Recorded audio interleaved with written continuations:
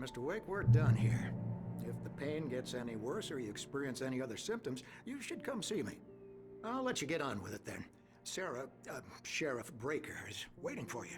She's very good at her job. I'm sure she can locate your wife in no time. Doc Nelson was the image of a small-town doctor. Sheriff Breaker had called him to the station to take a look at the cut in my head. I'm sorry you had to cut your morning fishing short for this, Doc. Oh, she's a beauty, ain't she? Not the biggest I ever caught, if you can believe that coming from an old fisherman like me, but she's right up there. Now, she's a largemouth bass, which is what you're after if you prefer a lure.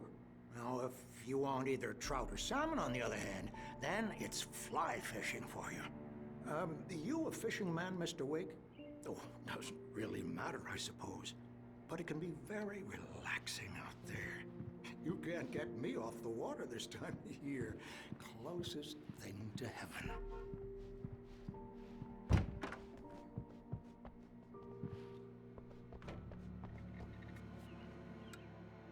Thank you for testing the lights, Miss Weaver. Everything seems to be fine. I don't have the luxury of being complacent, Deputy Grant. The bulbs will need changing soon. You can't change them in the dark. I'll be sure to take care of it, Miss Weaver. Have a nice day now. Very good. Yeah, it's Mulligan here. I'm at Stucky's gas station with Thornton. There's no sign of him. Over. Wait. Yeah, this is Thornton.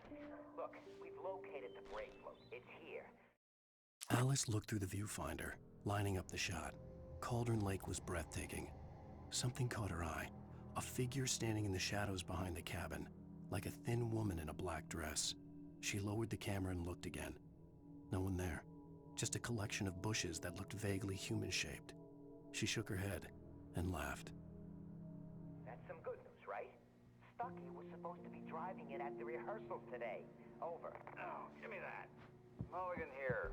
Looks like someone really thrashed the garage. Over. Okay, roger that, guys. Keep looking for Stucky. James out. Mr. Wake, the sheriff is waiting for you in her office down the corridor.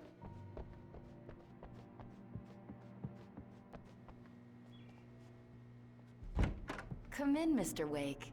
Your phone's on the desk. The battery was dead. It's charged now. Have you started looking for my wife yet?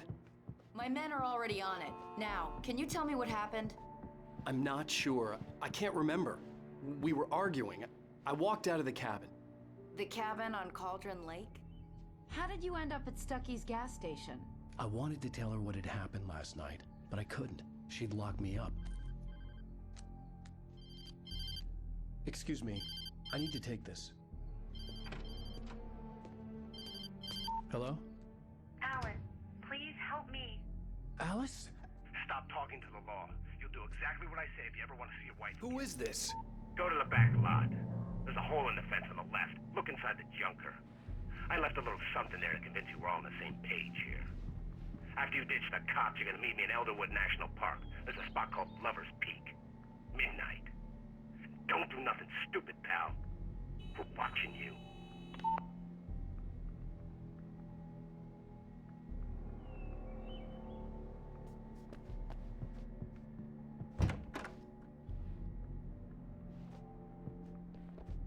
Mr. Wake, can I help you with anything? I need to get some air. The sheriff said I could go out back. I couldn't go anywhere yet. Mr. Wake, I had to you can play head along down with the through cell caller. corridor. Alice's life was at stake.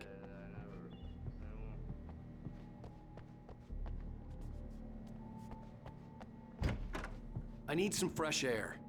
Can I go out? In the back, maybe?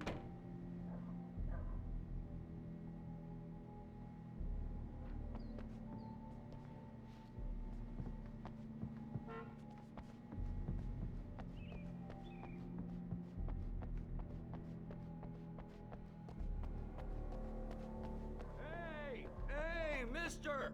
Hey, can you turn the light? The light's on! The deputies, they don't... In spite of its human mask, to describe the dark presence as intelligent would have implied human qualities on something decidedly inhuman. Nonetheless, it found the one spot in the diner that was dark enough. Some light spilled into the corridor, ravaging it, but it took the pain, horrible as it was, The writer would soon fix that. He would be coming to the one place where it still had power. Understand? They won't listen to me. Hey! Hey, you! Can you help me? Thank you, man. Thank you. Hey, you're all right. You're a good guy. The early morning light hurt my eyes and made my head ache. The man on the phone had said, "Go through the fence on the left."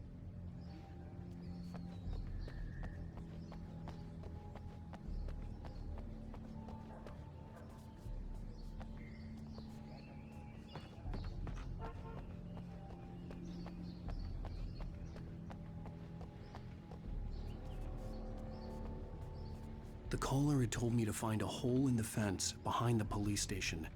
There was something for me in an abandoned car.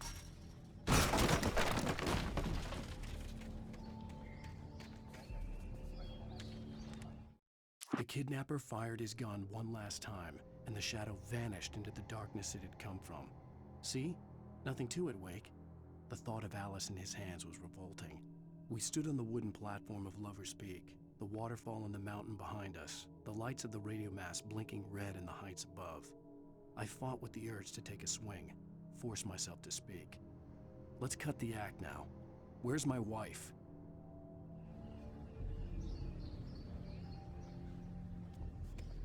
Alice's driver's license had been placed on the front seat. The caller meant business.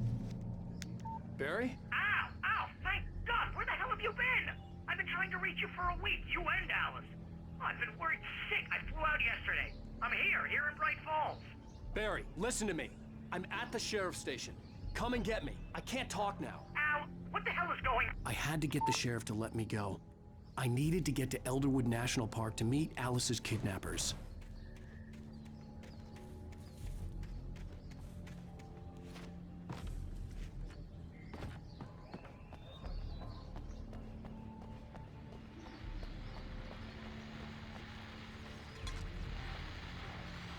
Well, folks, it's been another long night, and it's about time to get started.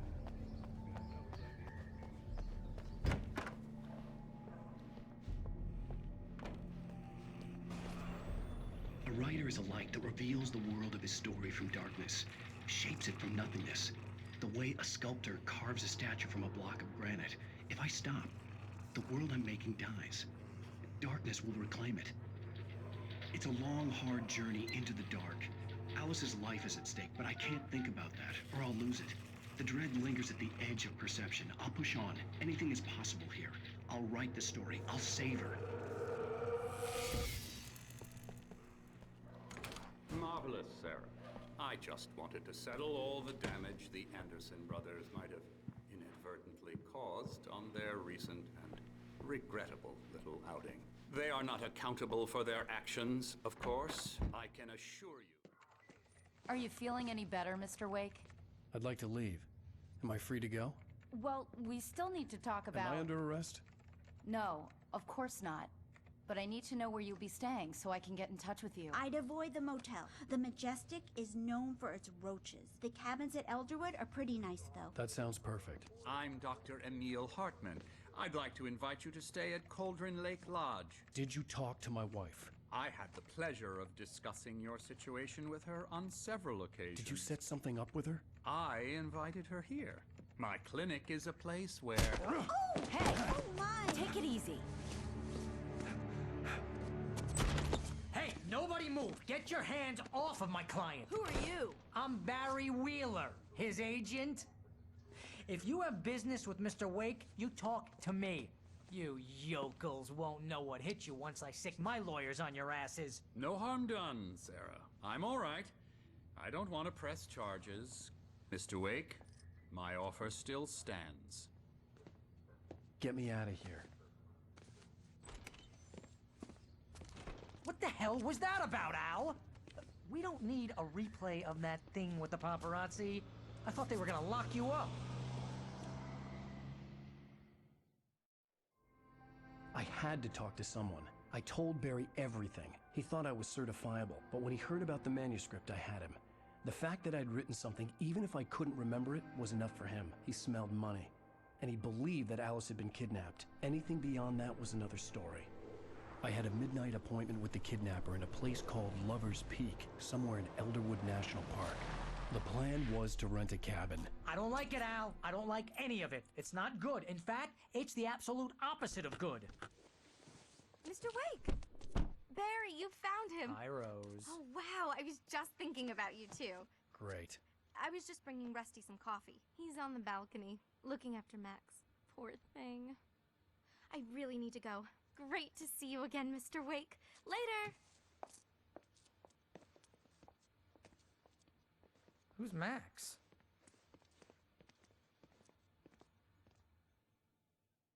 What an airhead. Jeez, Mr. Takes a swing at everybody. This is not her fault. She's a very nice girl and, more importantly, a fan. She even has a fan site dedicated to you. And she was very helpful when I was looking for you. Seriously, Al, what you were saying in the car, just listen to yourself.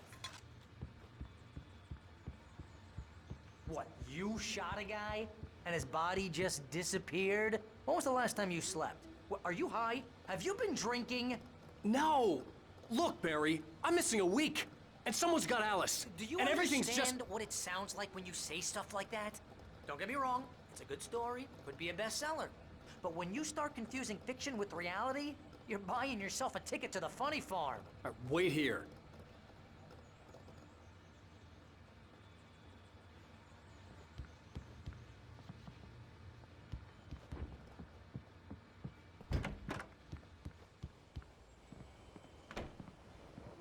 Easy there, boy. I'm almost done. Hey, Rusty, right? You rent cabins. Oh, Mr. Wake. I'd shake your hand, but mine are kind of full here. Actually, I'm sorry about this. Would you mind grabbing the registration form from the desk? It's just across from Bucktooth Charlie. Okay, sure. What happened? Crazy poachers. Max here got his foot caught in a trap. They're illegal to use here. Hell, you're not supposed to hunt within the park at all. But that doesn't stop some lowlifes. Al, you can't just go and meet a kidnapper.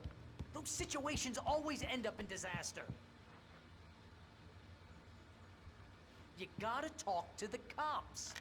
She's my wife, and it's my call. Can we talk about this later? No. This whole thing... Listen, you hit your head. I mean, geez, Al, come on. You gotta understand how crazy all this sounds. If you're trying to pull a joke on me, freak me out, it's working. Ha ha, let's have a laugh on Barry. I think this is the form you wanted. And here are the keys. Okay, you're all set, Mr. Wake. Glad to have you staying here. Thanks. Can you tell me how to get to Lover's Peak? Oh, sure. It's at the end of the nature trail. Just follow the paths, you'll get to it eventually. It's an easy walk. Nice spot, too. If you have any trouble finding it, just keep your eyes on the radio mast. It's right below that. Oh, and hey, if you take a walk in the woods, watch your steps so you don't end up like Max. Look, Al, you're asking me to believe that you shot a dude who went poof into thin air, a guy who was bulletproof until you pointed a flashlight at him. You hear that from people who end up spending time in padded rooms, strapped to their beds, wearing white shirts with too long tangled up sleeves, and eating a healthy diet of pills. Al, you make cruel jokes about people who believe that kind of stuff. You're the skeptic. You gave me an hour-long lecture on homeopathy last month. What was it? If there's no proof, it's pure bullshit. Period. Guess the laugh's on me then. Al, come on! I mean, okay. Okay, maybe something weird happened to you, okay? Well, thanks for the heartfelt vote of confidence. All I'm saying is you gotta throw me a bone here, bestseller. What would you think if it was me? There's no way you should be going out at midnight with a gun. No one asked you to come here, Barry. Either work with me on this or go straight back to New York. Your choice.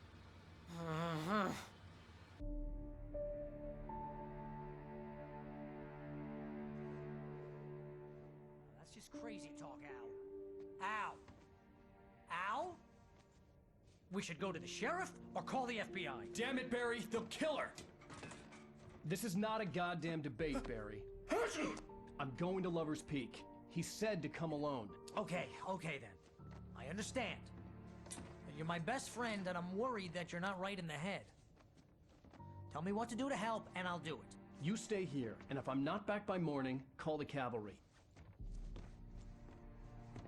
Achoo! Achoo! Just be careful with the natives, Al. These yokels are dangerous. Everybody hates a tourist, or it'll be Deliverance all over again. Achoo! Bless you.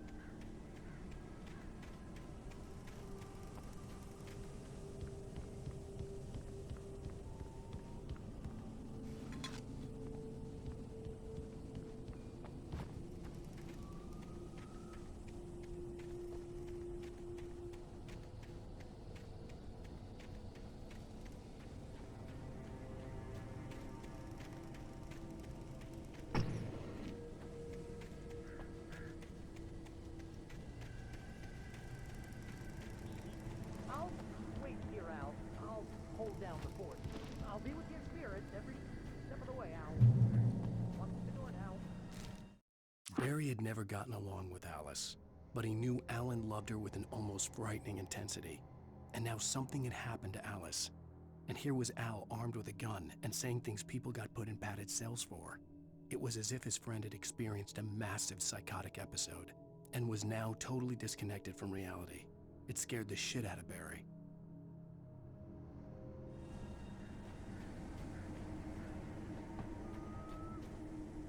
Barry had the keys to the car he rented.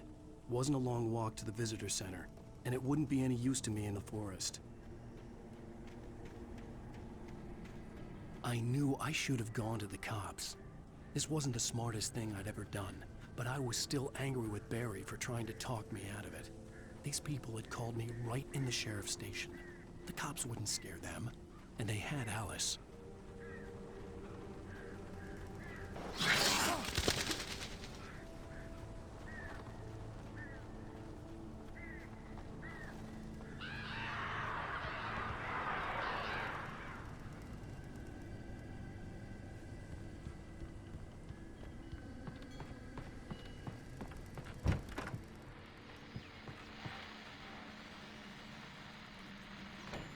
Welcome back to the show, folks. As promised, our very own Dr. Nelson has just parked his rear end in the studio. Doc, what's your Deerfest plan like? My plan? You make it sound a lot more organized than I ever seem to manage.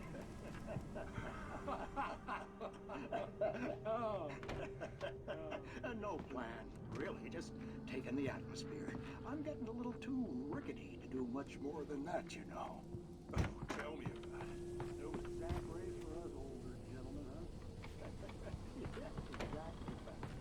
I'm gonna check out the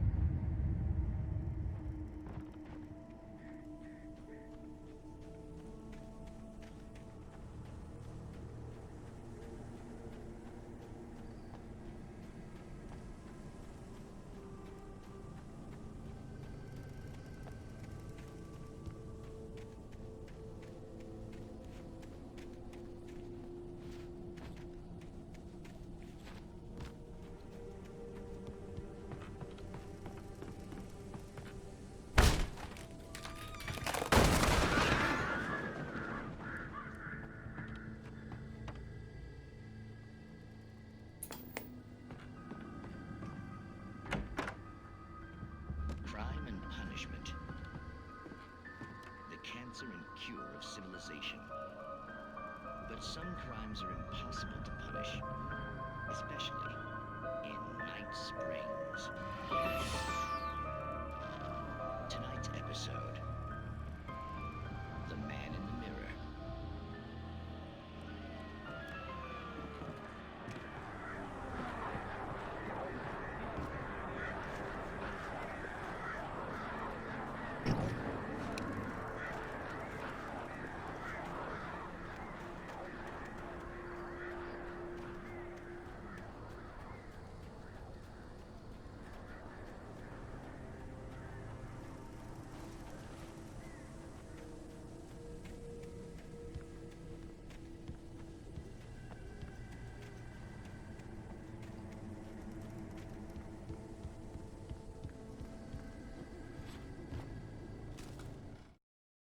Rose knew that Rusty was in love with her, and she liked him too.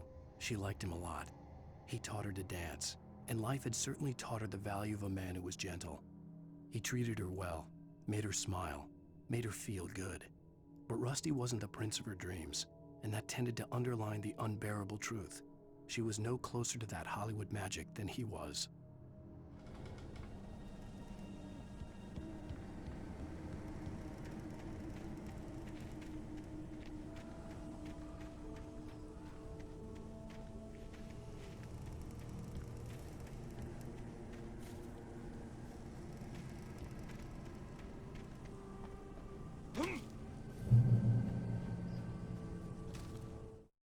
The air in the visitor center was heavy with an awful smell, as if some rotten drowned thing had crawled up from its grave. Rusty kept coughing blood. My eyes were drawn to the twisted shape of his broken leg. The attack had been vicious. Max whined in his cage. Rusty's eyes were wild with fear and terror. He gasped. "Mr. Wake, it happened just the way it was on that page."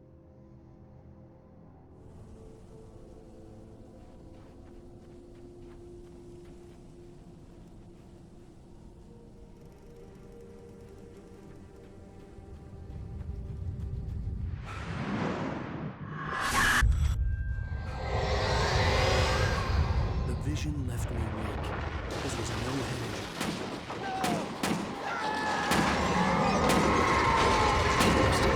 Damn. Rusty, hang on! I'm coming! Please, help me!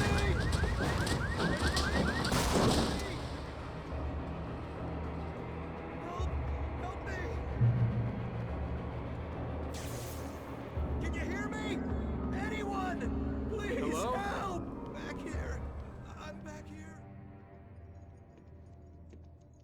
Mr. Wake? Oh, hell. It happened just the way it was on that page. I found. Came true. It knew. So dark. It'll come back for me. You must. The lights. In the office. I have the key. Okay, Rusty. Hang on. I'll be right back. Whatever did this couldn't be far. Rusty had found a page from the manuscript. It would help me understand what had happened.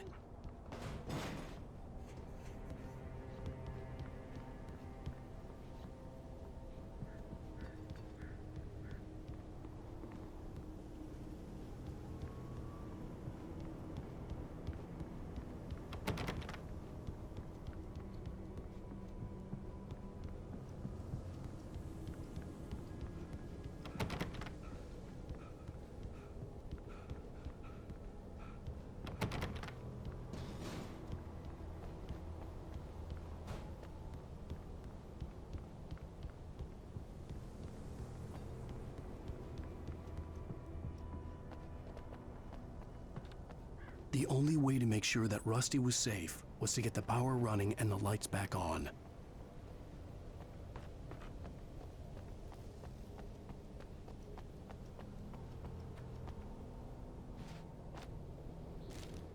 The visitor center was sturdy, but the impact turned the front of the building into splinters. Rusty was thrown across the lobby like a rag doll and hit the far wall hard. It didn't hurt until he tried to move and saw his leg bend the wrong way. Felt the broken rib stabbing him on the inside. Rusty howled in pain and fear, suddenly afraid to die alone.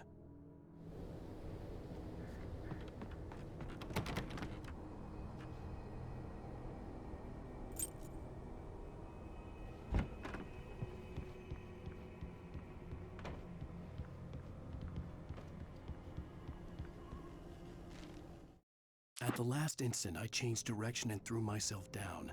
The axe splintered the trunk of a tree. I stumbled into the pool of bright light. My lungs burned. I was too exhausted to move. I tensed as I waited for the killing blow, but it never came. I raised my head. Nothing moved in the darkness beyond. For the moment, bathed in the cold light, I was safe.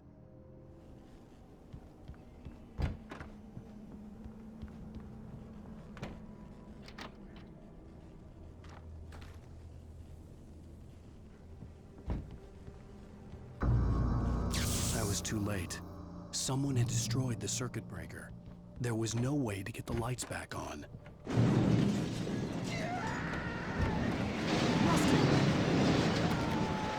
Rusty!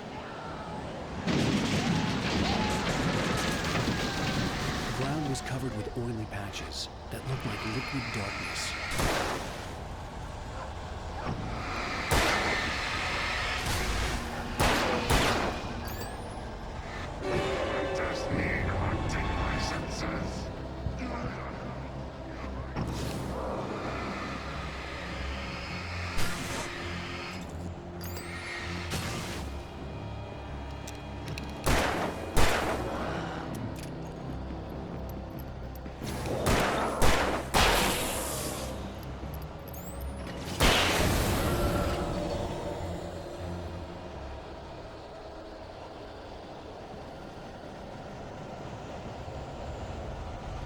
Something had torn a mammoth-sized hole in the wall. Please! Don't feed the animals!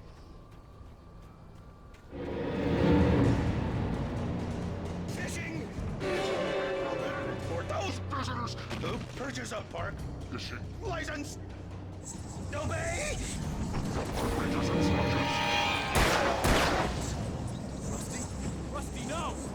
Never! Never approach any other way. 25 yards. Pets must be leashed. Never! Please!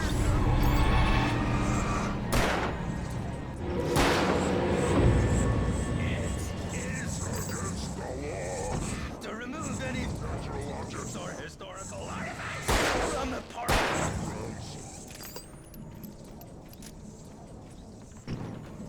This includes even safaris.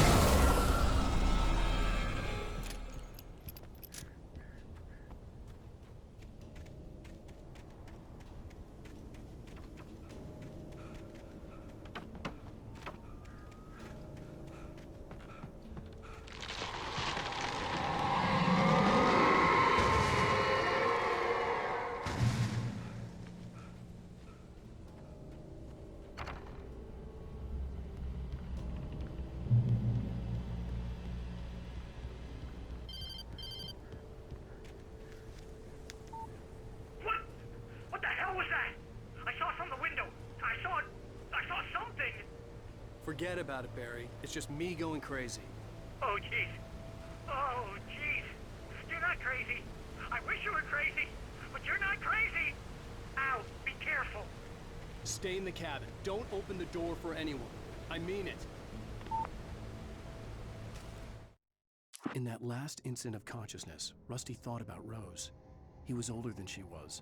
Rose was barely out of her teens, but she made him feel young and forget what a train wreck his long-dead marriage had been. He still wore the ring. He'd been waiting for her to tell him to take it off. Now she never would.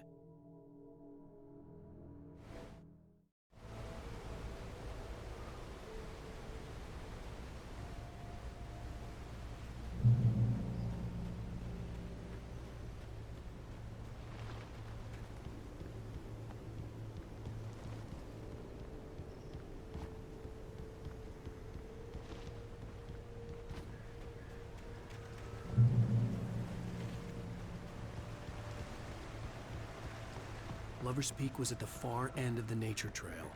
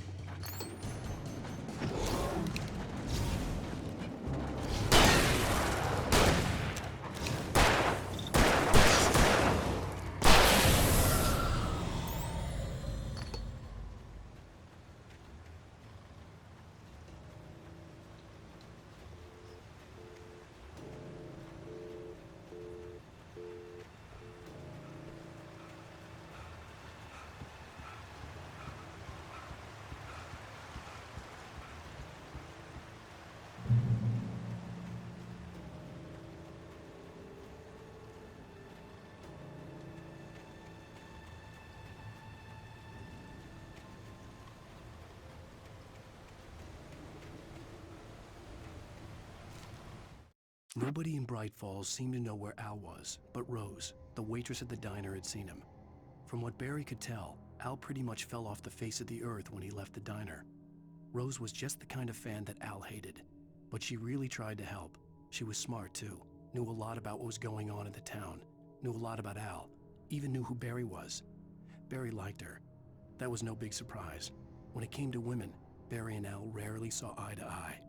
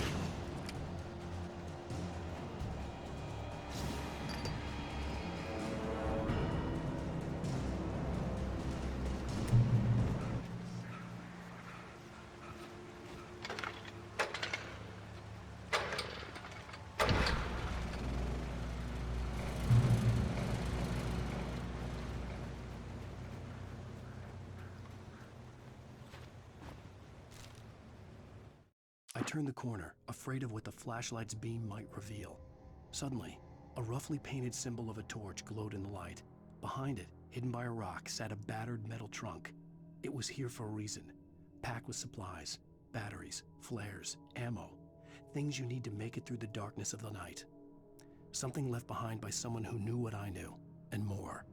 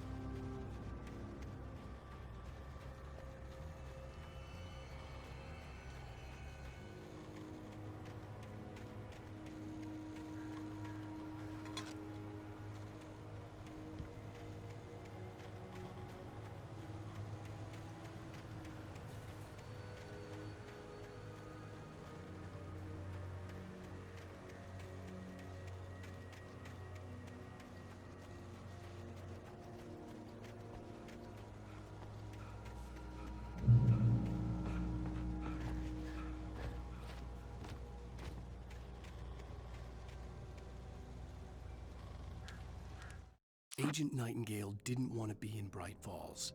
These little communities revolted him, and he didn't like the trees or the coffee. He now knew that impossible horrors lurked behind the storefronts and smiles. He desperately wanted to turn the car around and just drive until he passed out or ran out of road and booze. But he had a job to do. He had a rider to catch, at any cost.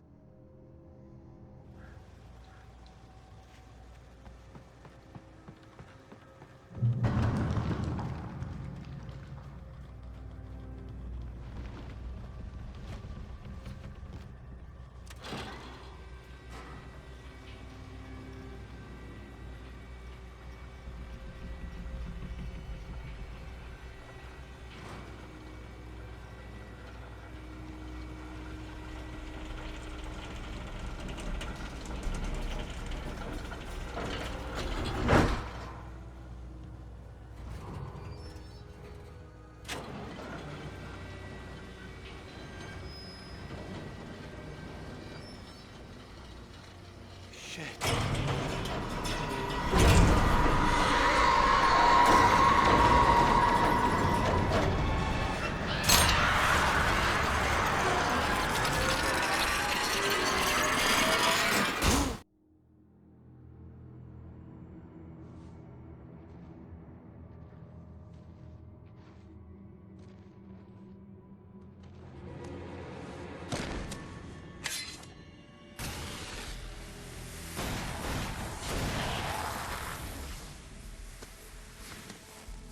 Come on, we gotta get moving. More of them coming. That flashlight's kid stuff. The flares will keep the bastards away.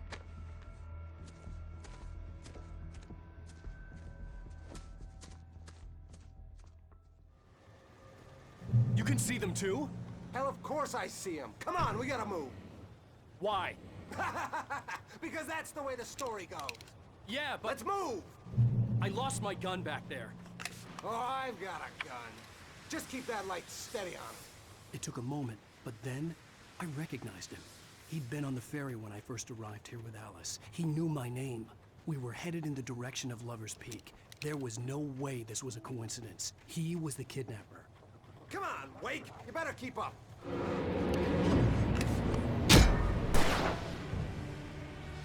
That's what I got for you?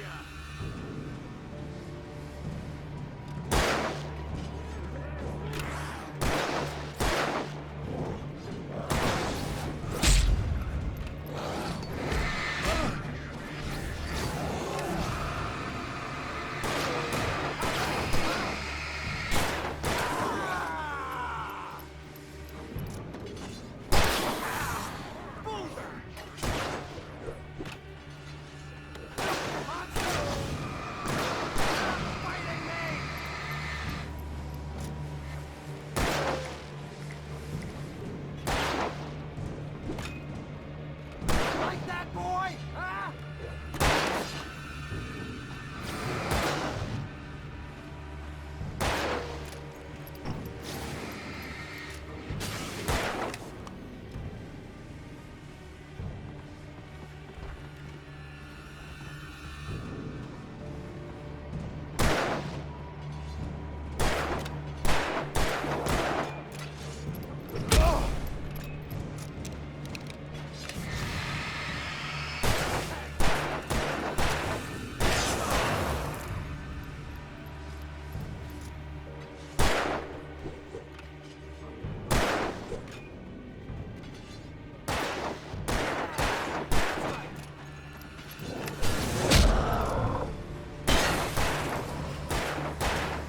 You mad? Huh?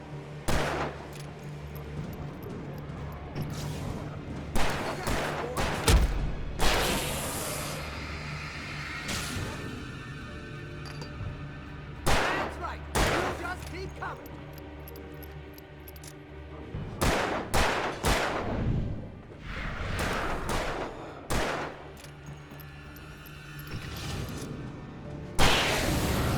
Lover's Peak. Right up these stairs, Wake. Use the flares from the emergency box to hold them off while I get these boards off. Give me the gun. Yeah, no can do, Wake. Are you kidding? Give me the gun! No time for back talk. Hold 'em off.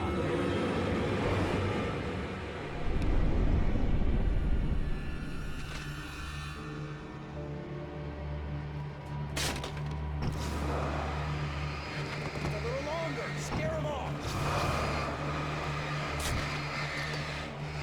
Get some light on those bastards. That'll get 'em off us.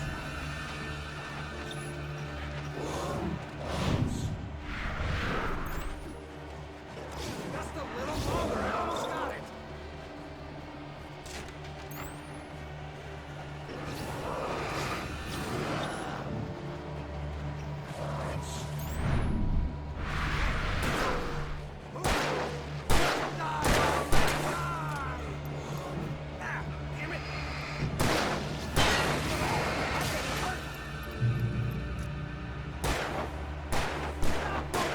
Oh, you feeling better now, Wade?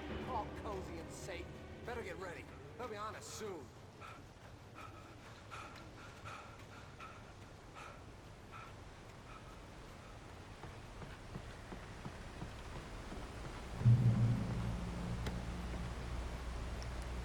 This is it, Wake. Last stand. There's more flares here. Get ready. We fight them as long as they keep coming. Give me the goddamn gun! They're coming! That's not how this goes. Get with the program, Wake.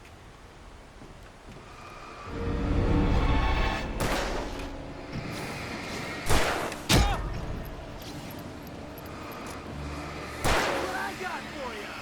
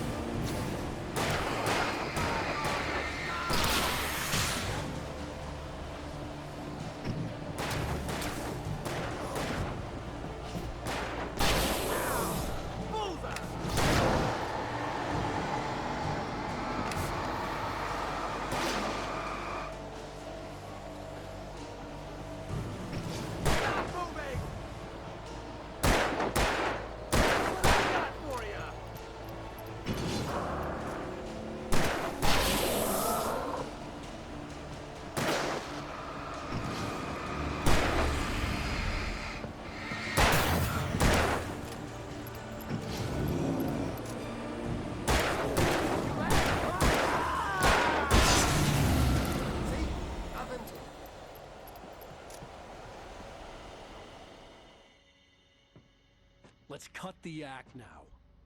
Where's my wife? I knew you were gonna say that. I read it all before. You're a hell of a writer. Congratulations.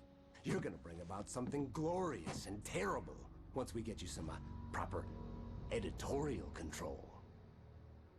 What the hell are you talking about? Where's Alice? I want the entire manuscript, or she's gonna suffer bad. You touch her and I'll...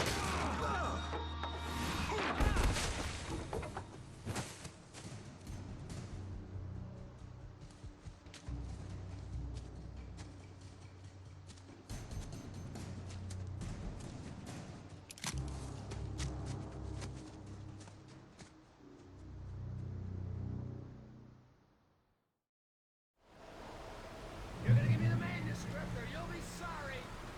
No! Come back here! I swear I'll kill you if you hurt Alice! Do you hear me? Come back here! He had Alice, and he wanted the manuscript because he thought it held some magical power. But I had no manuscript to give him. I had to get back to Barry and figure out my next move.